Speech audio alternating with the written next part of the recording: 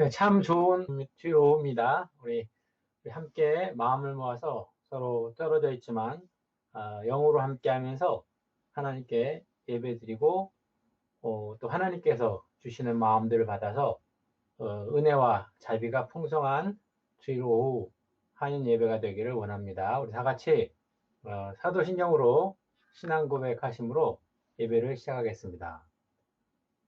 나는 전능하신 아버지 하나님 천지의 창조주를 믿습니다. 나는 그의 유일하신 아들 우리 주 예수 그리스도를 믿습니다.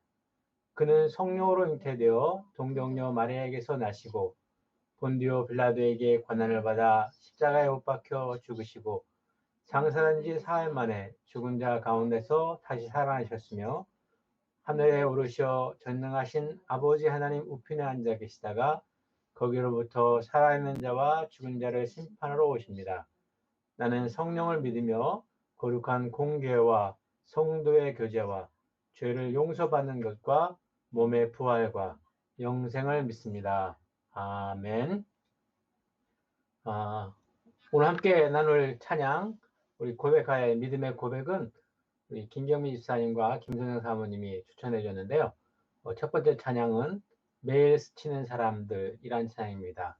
지금 어려운 시간 가운데 우리 모두 함께 기도가 필요하다고 또 그들 주님이 필요하다고 하는 그런 고백을 드리도록 하겠습니다.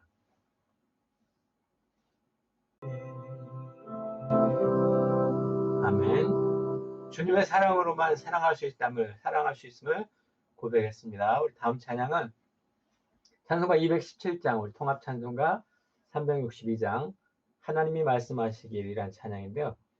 우리 김소영 사모 이렇게 추천해 주면서 후렴 가사가 조금 영어 가사하고 한국 가사하고 조금 느낌이 다르다고 이렇게 해서 영어 가사를 밑에 넣어봤습니다. 바치어라 내 마음을 주께서 나에게 이르시네. 캄캄한 죄에서 불러내신 주께서 늘 인도하시리라. 바치아라고 한 표현이 give me your heart이라고 그리고 소프트하게 위스퍼하시는 속삭이시는 아주 부드럽게 속삭이시는 주님의 그 요청보다 이 바쳐라는 말이 좀 강하게 명령적으로 들리는 부분이 좀 다른 것 같아요.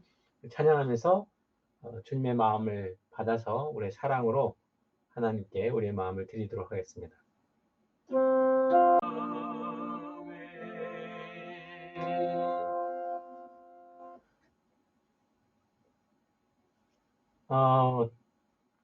영어 가사를 제가 확인을 안 해봤는데 우선은 1절 가사에서 하나님이 말씀하시기를 내 마음을 나에게 바쳐라 이 부분을 제가 1절은 제가 확인했는데 2절은 제가 확인을 못했어요. 근데 1절에 보면 우리 한국 찬양 번역에는 표현이 안 되어 있는데 너의 마음을 나에게 바쳐라. 그리고 그 뒤에 이렇게 말하고 있어요.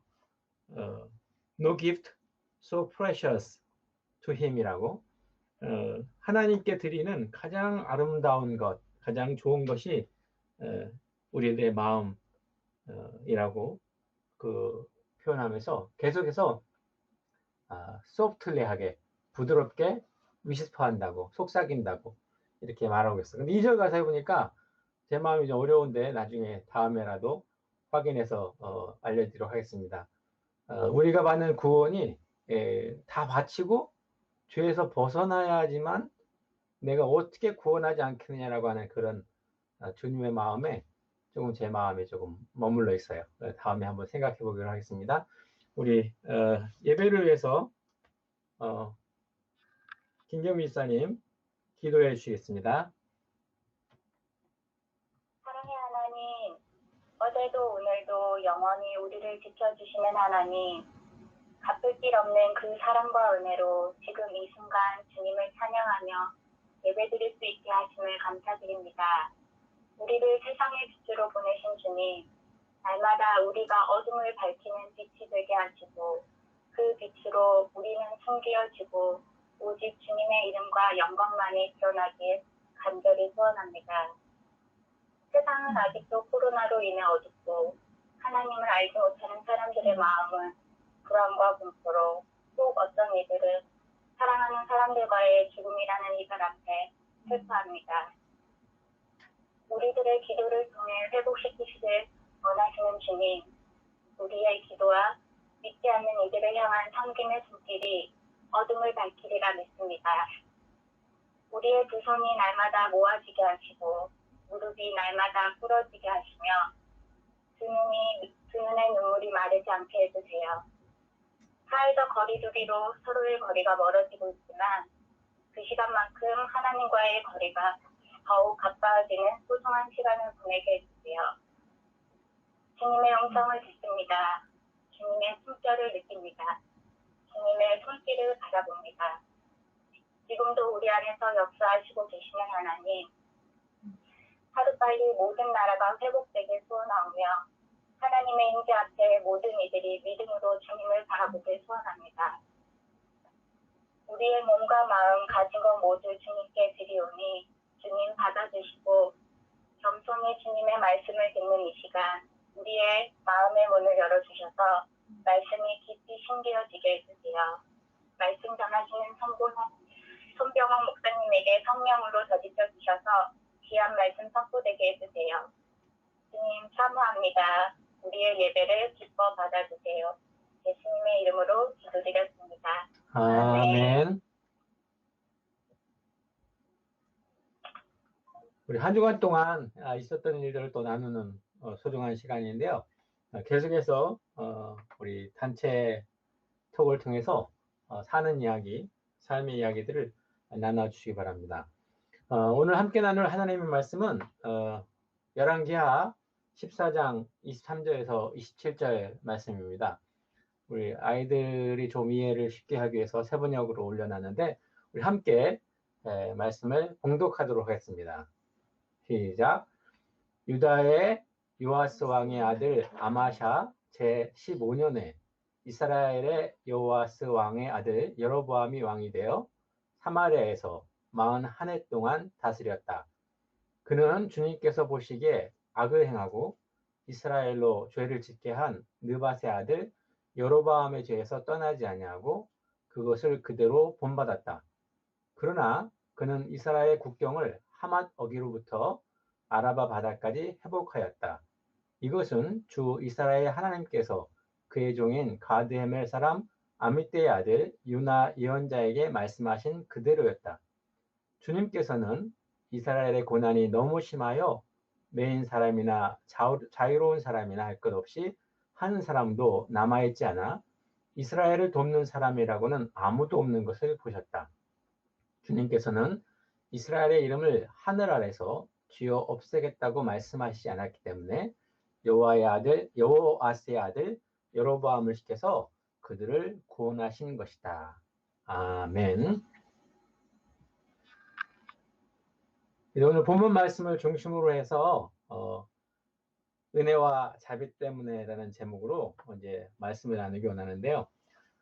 지난 한 주간 동안에 제가 아침마다 묵상하는 것을 나누면서 나누었던 마음이기도 합니다. 지금 읽었던 말씀에 의하면 이제 이스라엘에 대해서 북쪽 이스라엘에 대해서 이야기하고 있는 내용이 나오죠. 지금 지도를 제가 올려드렸는데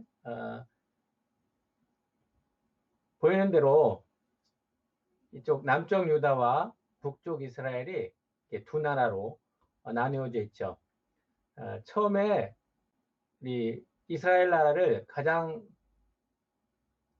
행복하게, 부강하게, 번성하게 했던 왕은 다윗 왕과 솔로몬 왕이죠. 40년 동안, 80년 동안 이스라엘을 가장 아름다운 나라로 만들었는데 그때 솔로몬과 다윗 왕이 다스렸던 나라는 이 남쪽 유다와 북쪽 이스라엘을 합쳐서 그리고 더 나아가서 하맛이라고 하는 곳이 있는데 여기까지 다메섹까지 이렇게 큰 나라였어요. 근데 솔로몬의 죄로 말미암아 우리 두 나라로 나눠지게 되죠. 솔로몬의 아들을 통해서 두 지파가 또 나머지 10지파가 여로보암을 따라서 이제 북이스라엘이 됩니다. 지금 여로보암이라고 얘기했잖아요. 그러니까 여로보암이 처음에 이 북이스라엘을 만들었고 그리고 지금 나오는 13번째 왕인 여로보암 2세가 이제 이스라엘을 또 다스리게 되는 내용이에요. 지금 남쪽 유다 그리고 북쪽 이스라엘 이 두 나라가 되기 전에 다윗이 이 통일 왕국 이스라엘을 다스렸고 다윗이 하나님의 마음에 합한 하나님이 가장 믿었던 하나님이 사용했던 그런 왕이잖아요. 그 왕의 길, 하나님을 따르는 사람의 대표적인 이야기로 다윗의 길로 행하다라는 표현들을 계속 쓰고 있어요. 근데 여기 북쪽 이스라엘을 만들었던 여로보암 왕, 첫 번째 왕이죠. 이 여로보암 왕은 하나님의 명령을 따르지 않고 우상을 따르며 자기 길로 갑니다. 그래서 이제 계속해서 열왕기 상하를 읽어보게 되면 여로보암의 길, 여로보암이 지은 죄를 따라 이렇게 계속해서 죄의 가장 근본 죄하면은 여로보암의 죄라고 계속 표현하고 있어요. 자, 다윗의 길은 의로운 길이고 여로보암의 길은 죄인의 길이라고 계속 표현하고 있어요. 어쨌든 간에 지금 북쪽 이스라엘이 여기 있고 오늘 본문 말씀에 여로보암 2세가 이 북쪽 이스라엘을 다스리게 됐다라고 이제 표현하고 있는 내용이 나옵니다.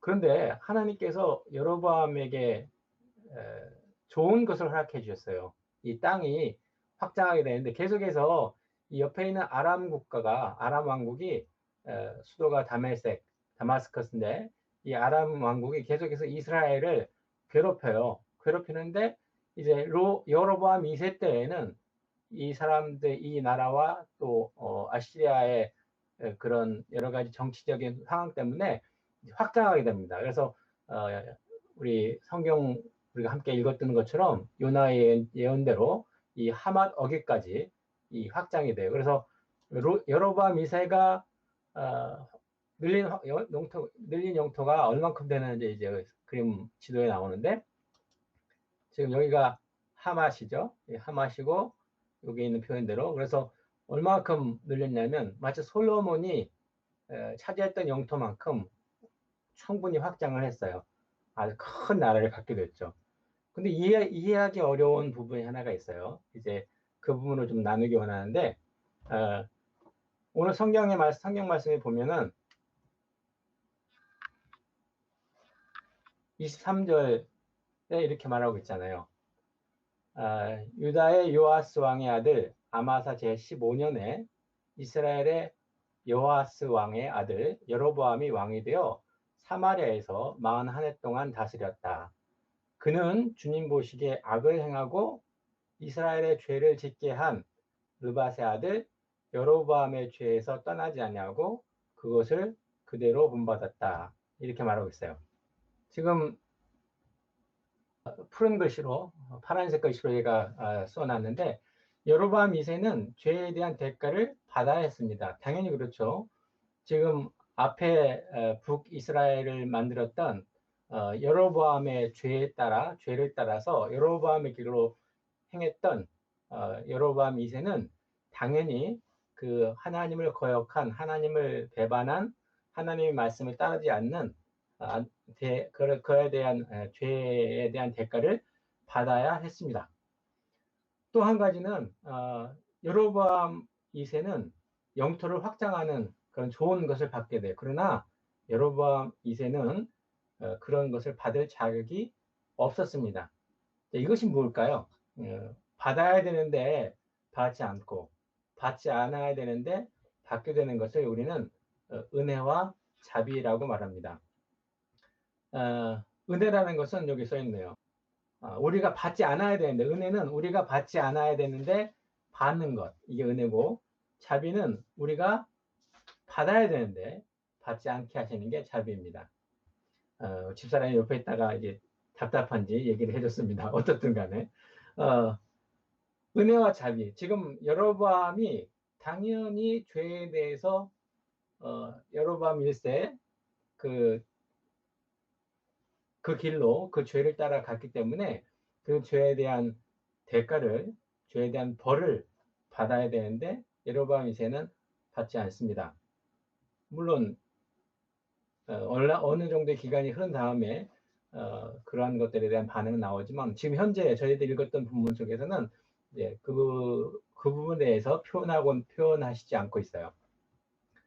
그리고 또 한 가지는 조금 전에 물어봤던 것처럼 영토를 넓히는 그런 좋은 일을 받게 돼요. 잘해서가 아니고 받을 자격이 없는데 그걸 받게 되기도 합니다. 그래서 은혜와 자비에 대해서 우리가 받을 수 없는 자격 없는 자인데 하나님께 주시는 은혜를 우리는 받고 살고 있고 우리는 당연히 하나님의 마음에 맞지 않는 삶을 살아서 벌을 받아야 되는데 그 벌을 받지 않게 해주시는 자비 안에서 저희들이 살아가고 있습니다. 그 이후에 23절 이후에 24절 이후에 25절, 26절, 27절에 조금 전에 우리가 보았던 것처럼 그 지도에서 보았던 것처럼 어떻게 북이스라엘이 나라를 확장하게 됐는지 그것이 왜 그런지에 대해서 분명하게 말씀하고 있어요. 하나님께서 요나 선지자의 예언대로 또 이스라엘의 고통과 눈물을 보시고 그들에게 돕는 사람이 아무도 없는 것을 보시고 자비를 베푸신 거죠. 은혜를 베푸신 거죠.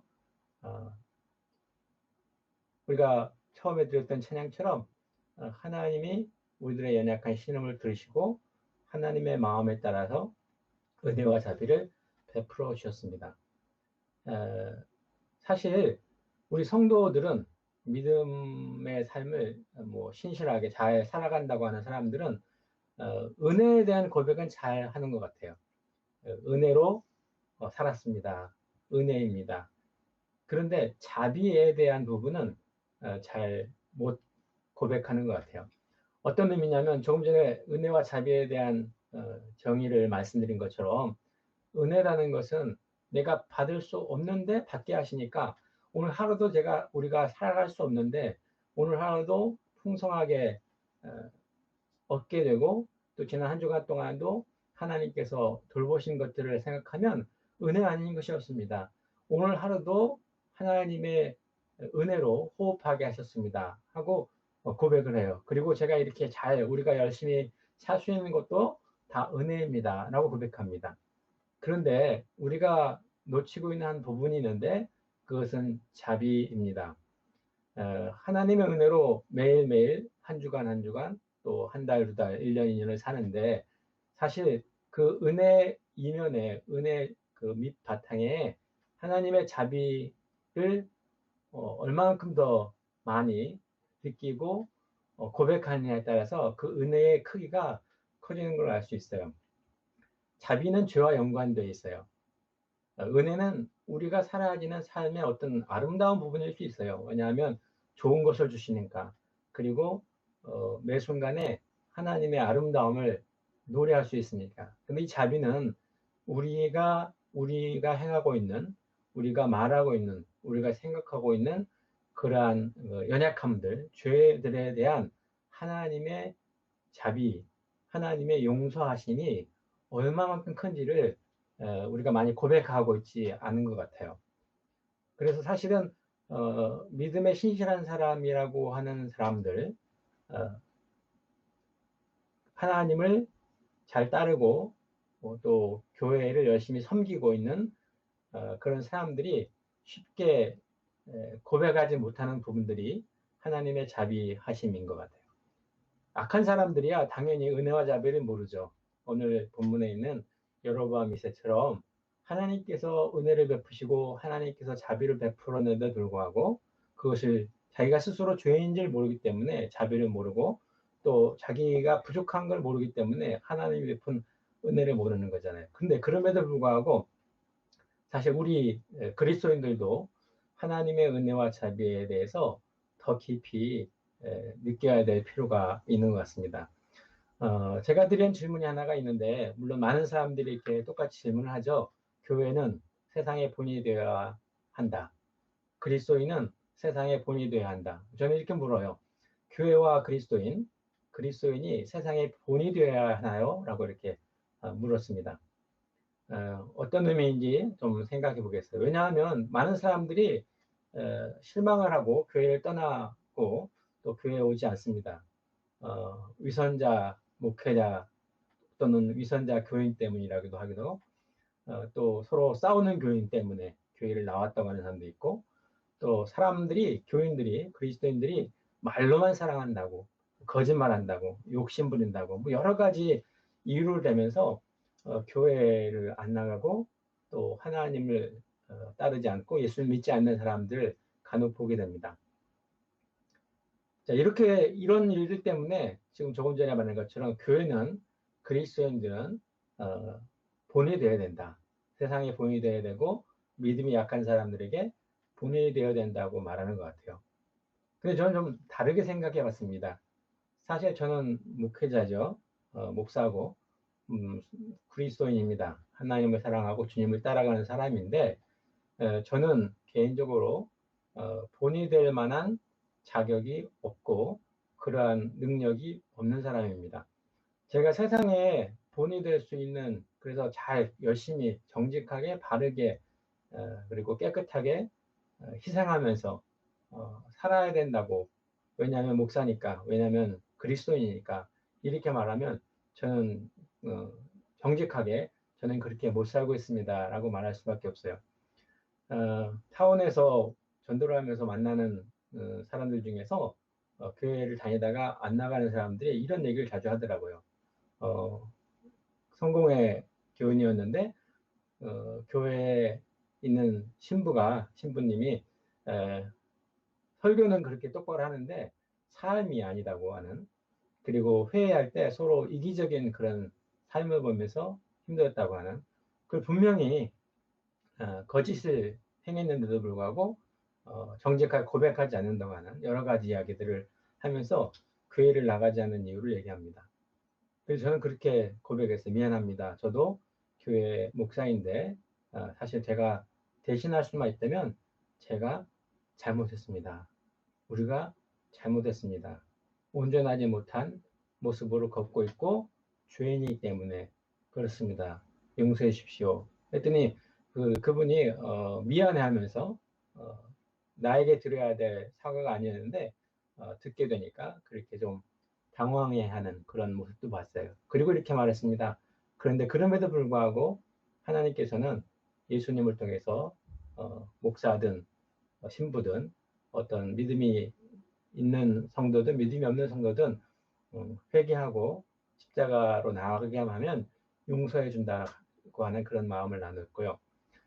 그렇게 나누다가 또 그런저런 이야기를 나누게 되는데 사실 그런 것 같아요.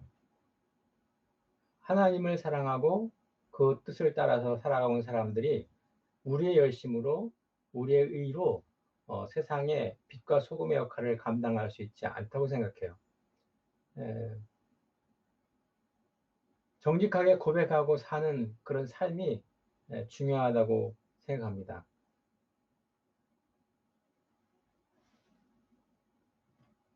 지금 은혜와 자비라는 얘기를 계속 하고 있어요. 저와 여러분은 지금 은혜와 자비 속에 살고 있습니까? 어떤 것이 은혜와 자비를 자랑하는 삶이겠습니까? 어떤 것이 세상의 본이 되는 삶이겠습니까? 믿음으로 시작하고 은혜로 시작해서 나 같은 죄인 살리시는 하나님의 은혜가 너무나 놀랍고 고마워서 그 은혜에 보답하여 되겠다고 은혜 안에서 살았던 삶이 시작과 동시에 율법적으로 사라진다고 많이 강조했습니다.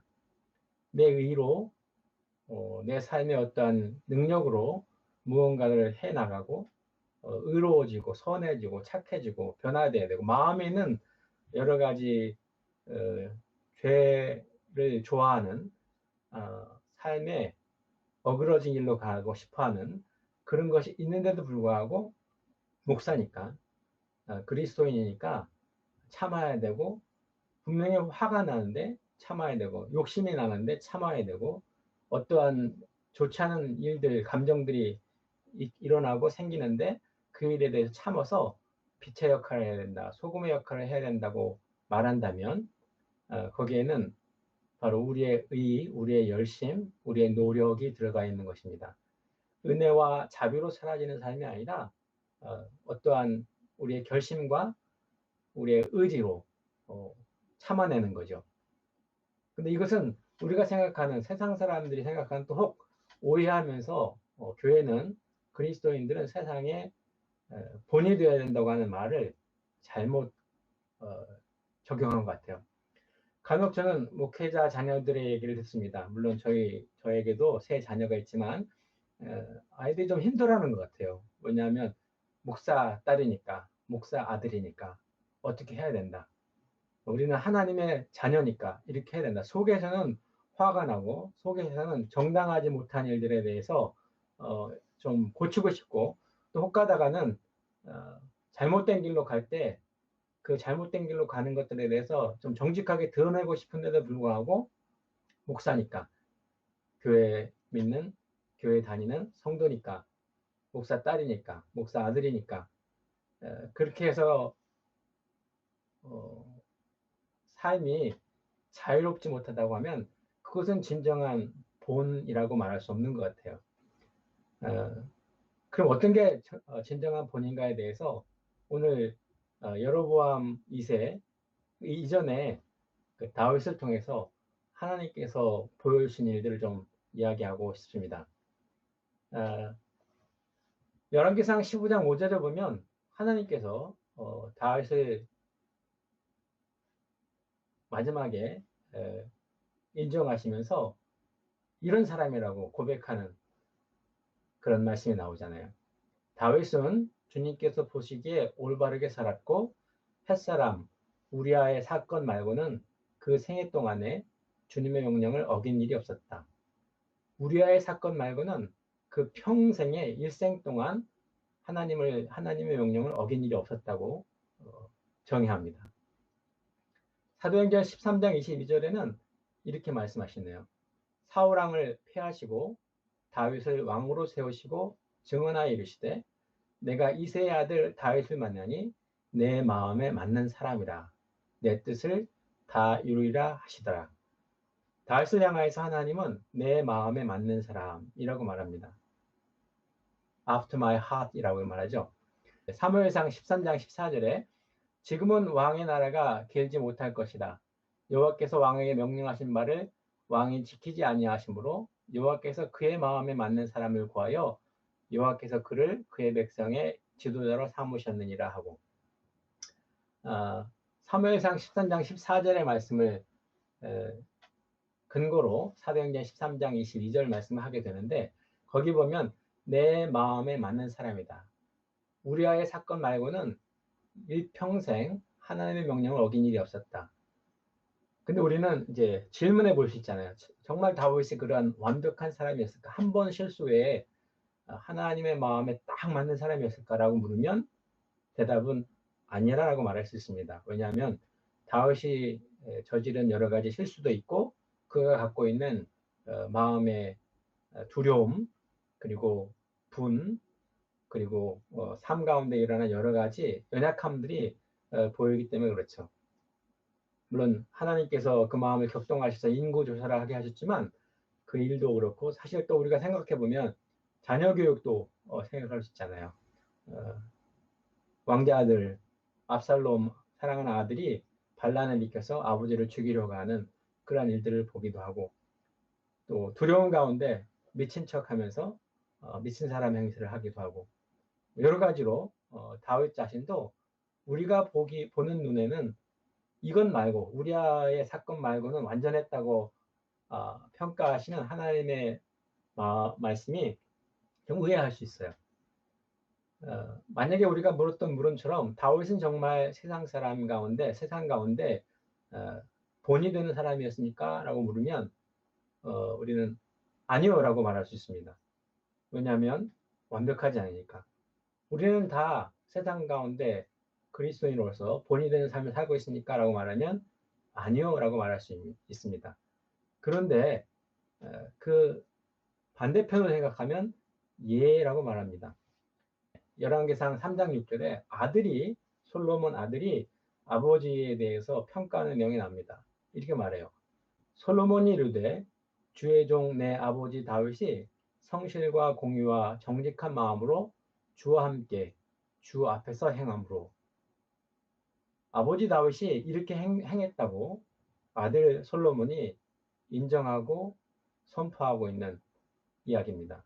아버지 다윗은 성실과 공의와 정직한 마음으로 주와 함께 주 앞에 행하셨습니다. 다윗을 통해서 우리가 배울 수 있고, 하나님 아버지께서 다윗을 향하여서 내 마음에 합한 자라고 말하고 내 명령을 다 행했다고 하는 그런 마음을 듣는 이유는 이것입니다. 성실함과 공의와 정직한 마음이고, 특별히 저는 정직함에 대해서 좀 이야기를 나누고 싶어요. 저 자신도 그렇고 많은 목사님들이, 또 교회 집사님이나 장로님이나 뭐 직분자들이 시간이 지나면서 자신의 위치에 따라서 분명히 실수를 했을 때 분명한 실수 앞에서 정직하지 못하는, 용기가 없는 그런 모습들을 봅니다. 저도 개인적으로 많은 실수를 했고 아침마다 묵상을 나누면서도 고백을 드리고 있는데, 제 실수의 흔적의 자리들을 통해서 뒤따라오고 있는 믿음의 사람들이, 믿음의 후배들이, 또 믿음의 자녀들이 배우고 있음을 압니다. 그럼에도 불구하고 제가 계속해서 제 마음 가운데 고백하고 나누고 있는 이야기는 정직함이에요. 그래도 정직할 수 없더라고요. 제 실수에 대해서 가리고 싶고 인정하기 싫을 때가 많이 있고 그렇습니다. 한 가지 이야기를 좀 나누고 싶은데요. 2주 전인가요? 우리 사랑하는 아들이 바닷가를 갔다 오더니 바닷가에 아무도 없다고 우리 함께 가자고 그랬어요. 그래서 차를 몰고 저쪽에 있는 스리크랩인가요? 그쪽 근처인 것 같아요. 저 처음 가본 일이었는데 어쨌든 갔습니다. 가서 지금 보는 것처럼 너무 행복하게 사진을 찍었어요. 가족 사진 찍고, 또 우리 큰아들 작은아들은 5km를 뛰어야 된다고 해서 5km를 열심히 뛰었습니다. 바닷가에서, 해변에서. 그리고 이제 우리 딸은 사진 찍고, 또 집사람하고 저는 이 사진을 보는 것처럼 집사람은 제 신발 위에 앉았어요. 저는 돌 위에 앉고 아주 너무 행복했습니다. 좋은 시간을 보냈어요. 그리고 이제 오게 됐는데 거기 도착했을 때 보니까 주차장이 문을 닫았어요. 주차장에 차를 세울 수가 없어요. 그래서 우리 아들이 길가에 세우면 된다고 해서 우리 길가에 세웠는데, 다녀와서 보니까 그 윈도우 브러스 밑에 메모지 한 장이 누워 있었어요. 거기에 이렇게 써 있었습니다. 지금 코로나 바이러스 때문에 다 집에 머물고 있는데 여기에 나와서 이곳에 주차를 하면 안 된다. 운동을 하려면 걸어 다닐 수 있는, 그다음에 자전거를 타고 사이클링 할 수 있는 정도의 거리지 차를 가지고 나오면 안 된다라고 하는 내용이었어요. 우리 아이들과 제가, 또 아내가 그 이야기를 읽으면서, 그 글을 읽으면서 참 미안했습니다. 죄송했어요. 우리가 록다운으로 지금 법을 지켜야 되는데 어렵구나 하는 안타까움이 있었습니다. 이제 고백합니다. 2주 전 이야기인데, 그리고 어떤 분하고 얘기를 나누니까 이렇게 또 얘기하더라고요. 지금 잉글랜드는 차를 가지고 나가서 운동할 수 있는 곳이 있지만, 운동해도 되지만 웨일즈는 아직 아니다. 그렇구나. 웨일즈에는 차를 가지고 가서 운동할 정도의 거리는 가면 안 되는구나. 근데 잉글랜드는 되는구나. 이렇게 생각했어요. 근데 오늘 아침에 야후 뉴스에 보니까 이렇게 또 보도가 나왔습니다. 이제 곧 5월 중순쯤에 이제 차를 가지고 나갈 수 있고, 또 피크닉을 할 수 있는 그런, 하루에 한 번이 아니라 이제 좀 더 먼 거리를 할 수 있는, 먼 거리를 가서 운동하고 가족 간의 모임을 가질 수 있는 그런 허락을 곧 하겠다는 그런 내용이 이렇게 나왔어요. 생각해 보니까 제가 들었던 그분의 이야기도 맞지 않았던 것 같아요. 그러니까 잉글랜드도 아직도 여전히 운동할 수 있는 그 거리에 제한이 있는 것 같아요. 어, 제가 그 편지 이야기를 하면서 또 제가 살아가고 있는 삶 속에서 제 이야기를 하면서 저는 개인적으로 완벽하게 세상의 본이 될 수 있는 사람이 아닙니다. 어, 그리고 가능하면 하나님이 제 마음을 움직여서 잘못이라고 말하는 성령 하나님의 음성을 따라서 정직하게 아이든 어른이든 어, 그것이 저에게 해가 되든 이익이 되든 정직하고 싶은 마음이 있어요. 그것이 본인 것 같아요. 세상의 본이 되는 것은 하나님께서 우리에게 베풀어 주신 은혜와 자비를 계속해서 자랑하는 것.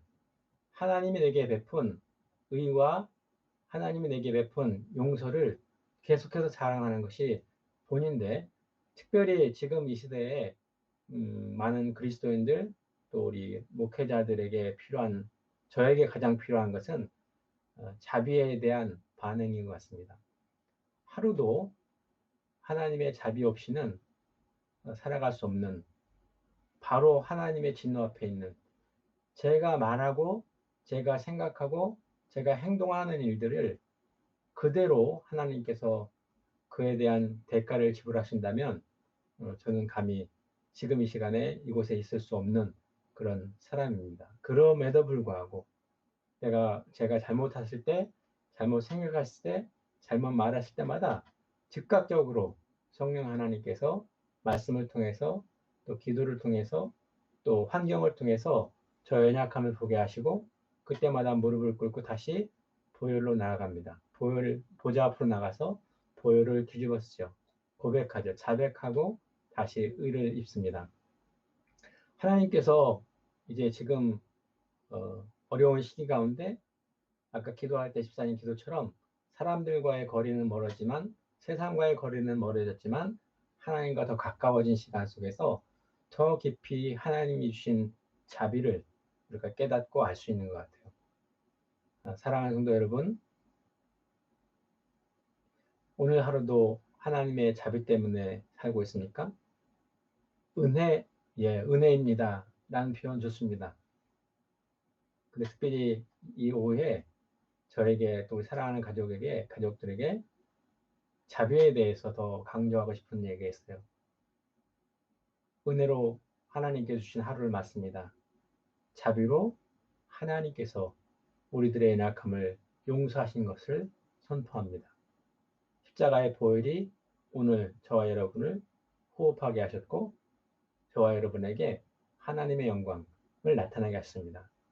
우리에게 베푸신 기이한 일들, 십자가의 보혈이 우리를 용서하시고 의롭게 하신 은혜와 자비를 나타내는, 그래서 우리는 부족합니다. 우리는 본이 될 수 없습니다. 그런데 십자가의 사랑이 저와 여러분을 이곳에 있게 하셨습니다라고 고백하며 하루를 사는 우리 모두가 되기를 바랍니다. 아멘. 특별한 시간입니다. 이 시간 제가 우리 사랑하는 부모님들, 자녀를 두신 분들에게 제안하고 싶은 건데, 이제 온라인으로 봉헌도 하시겠지만 우리 특별히 찬양을 녹음해서 우리 보내주셨어요. 김기호 목사님하고 최지혜 사모님이 듀엣으로 찬양을 보내주셨는데, 그래서 함께 들으면서 우리의 마음을 드렸으면 좋겠는데, 특별히 요게벳의 노래라는 그런 찬양입니다. 모세를 향한 엄마의 마음이 잘 표현되어 있는 찬양인데요. 제안하고 싶어요. 집사람과 가끔 이야기하는 내용인데, 자녀들을 하나님께 맡기는, 하나님의 것으로 인정하는 그런 소중한 시간이 됐으면 좋겠어요. 마음과 물질을 드리고 또 우리 자녀들도 하나님께 올려드리는 소중한 시간 되시기 바랍니다.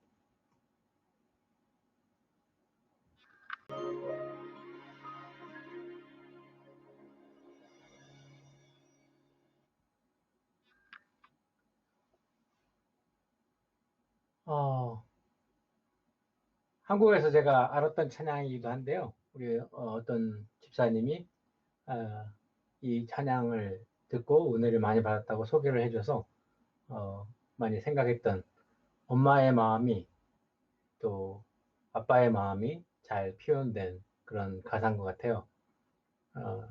모세를 떠내보낼 때 엄마의 마음이 잘 표현이 되어 있고, 특별히 제가 붉은 글씨로 이렇게 표현했는데, 너의 삶의 참 주인, 너의 참 부모이신 하나님 그 손에 너의 삶을 맡긴다.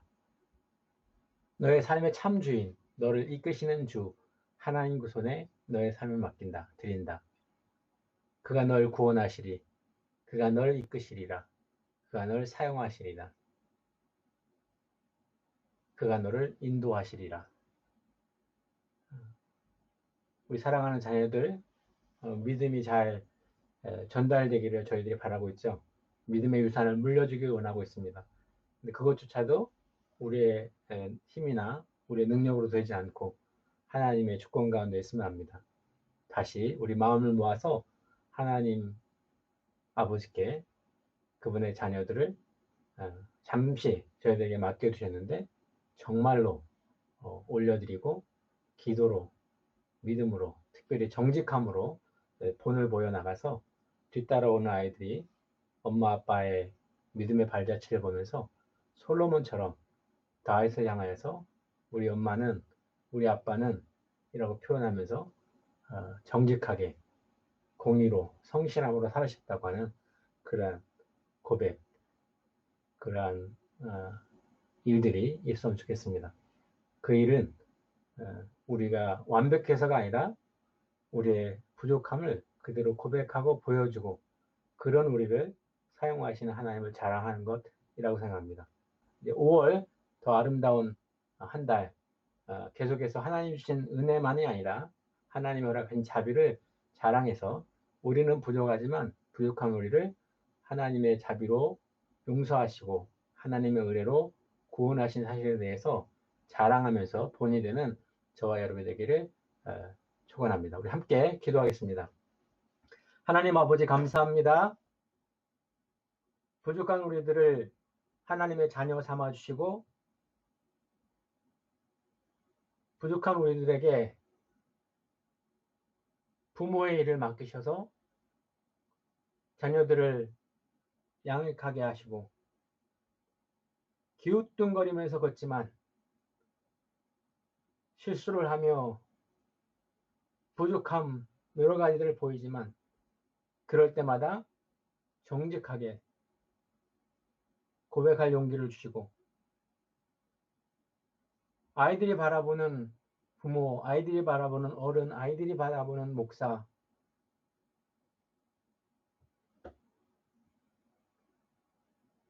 하나님을 가리는 의로운 자로 서 있지 않도록 도우시고 하나님을 가리는 위선자가 되지 않도록 도우시옵시고 세상 사람들이 교회를 향하여서 믿는 사람들을 향하여서 목회자들을 향하여서 본이 되기를 바라는 그 본에 바른 것을 깨닫게 하셔서 부족한 우리들을 계속 고백하여서 나의 부족이 예수님의 완전함으로 보여줄 수 있도록 도우시고 하나님 이제 이 코로나 격리 기간이 끝나서 다시 함께 모여 예배하고 찬양하고 마음을 나눌 때 더 많은 무리들이 교회로 모여들 수 있도록 은혜와 공의를 더하여 주옵소서. 하나님 아버지 마음을 드렸습니다. 특별히 오늘 이 시간에는 저희들에게 맡겨주신 자녀들을 하나님 손에 올려드렸습니다. 하나님의 자녀들입니다. 하나님 좋은 사람들을 만나게 하시고 좋은 환경 가운데 있게 하시며 혹 어려운 여건 가운데 유혹의 순간들에도 하나님 성령 하나님께서 말씀하시는 소리에 민감하게 반응하는 자녀들 되어서 마지막 시대에 이 세상을 하나님 마음으로 하나님 품으로 이끌어가는 소중한 자녀들 될 수 있도록 도우시옵소서. 이제는 우리 구주 예수 그리스도의 은혜와 하나님의 극진하신 사랑하심과 성령님의 교통하심이 오늘 주의 말씀 받아 우리가 살고 있는 것이 은혜와 자비로 살고 있음을 고백하며 날마다 우리의 연약함을 고백하고 우리의 낮아짐을 고백하고 우리의 부족함을 고백하여 그러한 부족한 우리들을 의롭다 하시고 그러한 부족한 우리들을 은혜 안에서 세우시는 그 주님의 은혜와 사랑과 주님의 이름의 능력이 나타나기를 소원하며 결정한 우리 모든 성도들과 가정과 교회 이제부터 영원까지 함께 있을지어다. 아멘.